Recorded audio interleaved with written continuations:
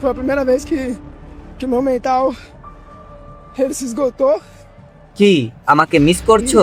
মুখে সেই চেনা চিলতে হাসি আর চোখে চিরপরিচিত সেই আত্মবিশ্বাস। মাঠে পা রাখতেই সাংবাদিকদের দিকে তাকিয়ে যখন নেইমার এই প্রশ্ন ছুড়ে দিলেন, তখনই বোঝা গেল রাজা তার রাজ্যে ফিরছেন। দীর্ঘ এক দম বন্ধ করা অপেক্ষার অবসান। চোটের কালো মেঘ কাটিয়ে অবশেষে সেলেসাও শিবিরে ফিরলেন ব্রাজিলের নাম্বার 10।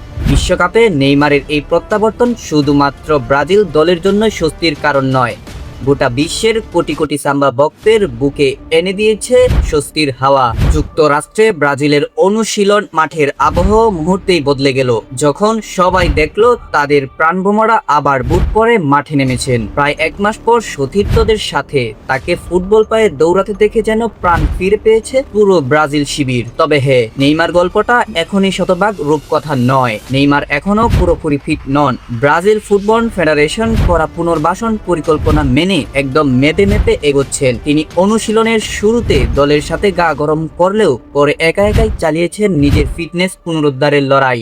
আগামী ফিলাডেলফিয়ার ম্যাচে হয়তো এখনই তাকে জার্সি গায়ে দেখা যাবে না, কিন্তু নেইমার থাকছেন দলের সাথেই। কারণ ড্রেসিং রুমে তার শুধু বসে থাকাটাও বাকি ফুটবলারদের জন্য অনেক বড় টনিক।